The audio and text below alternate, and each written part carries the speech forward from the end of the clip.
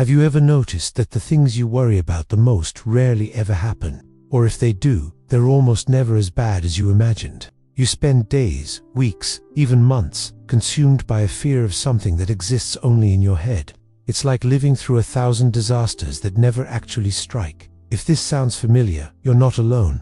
Today, we're going to dive deep into the illusion of fear and explore why our own minds often create far more suffering than reality itself. Let's start with a simple truth. Fear is a natural and essential survival instinct. It's the alarm system that tells you to jump back from a speeding car or be cautious when walking alone at night. This is real, immediate fear, and it's there to protect you. The problem begins when this alarm system gets stuck in the on position, ringing constantly for threats that aren't actually there. This is what we can call psychological fear, and it's a whole different beast. It's the fear of failure, the fear of rejection, the fear of what others might think. This kind of fear is a product of our minds, a story we tell ourselves about a future that hasn't happened yet. Mark Twain famously said, "I've had a great many troubles in my life, most of which never happened." This perfectly captures the essence of how we torture ourselves with imagined scenarios. So, where does this psychological fear come from? A lot of it is learned. From a young age, we absorb messages from our environment, from our parents, teachers, and society. We learn to fear making mistakes because we were once criticized for them.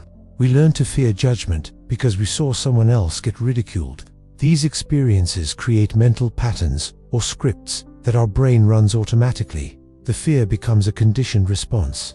Think of it like this. If you touched a hot stove as a child and got burned, your brain created a strong association. Stove equals pain. Now, you don't even have to think about it. You're automatically cautious around stoves. The same process happens with emotional pain. A single experience of public speaking that went badly can create a lifelong fear, even if the actual threat of harm is zero. Your mind is just trying to protect you from repeating that emotional pain. This is where the fight or flight response comes into play. This ancient biological mechanism is designed for short-term acute danger. When our ancestors faced a saber-toothed tiger, their bodies would flood with adrenaline and cortisol. Their heart would race, muscles would tense, and all non-essential functions would shut down. This prepared them to either fight the threat or run for their lives. It's incredibly effective for surviving immediate physical danger. But here's the problem.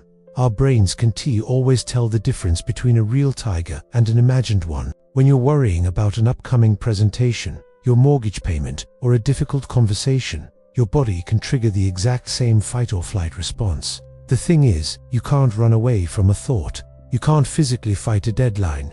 So, these stress hormones just circulate in your system with no release. When this happens day after day, it leads to chronic stress. Your body is in a constant state of high alert. This is utterly exhausting. It can lead to anxiety disorders, burnout, a weakened immune system, and a feeling of being completely paralyzed. You become so overwhelmed by the perceived threat that you can't take any action at all. The fear of failure becomes so great that you don't even start. The fear of rejection is so intense that you isolate yourself. The suffering isn't from the event itself, but from the constant, draining anticipation of it. So, how do we break this cycle? How do we reclaim our minds from the tyranny of imagined fears? One of the most powerful tools we have is mindfulness. Mindfulness is simply the practice of paying attention to the present moment, without judgment.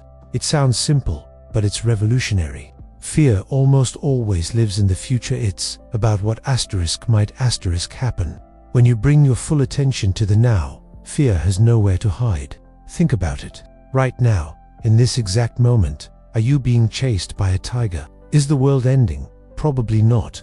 Right now, you are likely safe, sitting and listening. By focusing on your breath, the feeling of your feet on the floor, or the sounds around you, you anchor yourself in reality. This is the opposite of letting your mind run wild with catastrophic what-if scenarios. An easy way to start is with simple breathing exercises. When you feel fear and anxiety rising, stop. Take a slow, deep breath in for 4 counts. Hold it for 4, and exhale for 6. Do this a few times. This simple act sends a signal to your nervous system that you are safe, helping to deactivate that fight-or-flight response. You can also engage your senses. Name 5 things you can see, 4 things you can feel, 3 things you can hear, 2 things you can smell, and one thing you can taste. This technique, called grounding, pulls your focus out of the spiraling thoughts in your head and into the physical reality of the present. The next crucial step is to understand the power of your imagination and learn to distinguish between real suffering and imagined suffering. Your imagination is an incredible tool. It allows you to create art, solve complex problems, and dream of a better future. But when it's unchecked, it can also be your worst enemy, constructing elaborate horror stories where you are the main character. The key is to become an observer of your thoughts, rather than a participant in them. When a fearful thought pops into your head, like "I'm going to fail this exam," don't immediately accept it as truth. Instead, step back and look at it objectively. Acknowledge it by saying to yourself, "I'm having the thought that I might fail this exam." This small shift in language is incredibly powerful. It separates you from the thought. You are not the thought. You are the one experiencing the thought. This creates a space where you can question it. Is it 100% true that you will fail? What evidence do you have? Have you studied? Have you passed exams before? More often than not, you'll find that the fear is an exaggeration, a worst-case scenario spun by your imagination. This is about training your mind to be more discerning. When you feel that knot of fear in your stomach, ask yourself, am I in immediate danger right now, or am I reacting to a thought? If there's no immediate danger, you're dealing with psychological fear. You can then consciously choose not to feed it. Don't engage in the endless what-if game. Instead, bring your attention back to the present moment, back to your breath, and focus on what you can actually control right now. Maybe you can't control the outcome of the exam, but you can control whether you study for another hour. Action is the antidote to fear-induced paralysis. By consistently practicing mindfulness and questioning your fearful thoughts, you begin to rewire your brain. You teach it that not every anxious thought is a real alarm. You build resilience. You start to see fear not as an absolute truth, but as a signal from your mind, a signal that you can observe, investigate, and then choose how to respond to. You realize that while you can't control every event in your life, you have a profound ability to control your inner experience of those events. The suffering wasn't the event itself, it was the story you told yourself about it. By changing the story, you change your reality. You stop living in a future filled with imaginary monsters and start living in a present filled with real possibilities. Thank you so much for watching. If this resonated with you, let me know in the comments. Don't forget to like and subscribe for more content on mastering your mind. See you in the next one.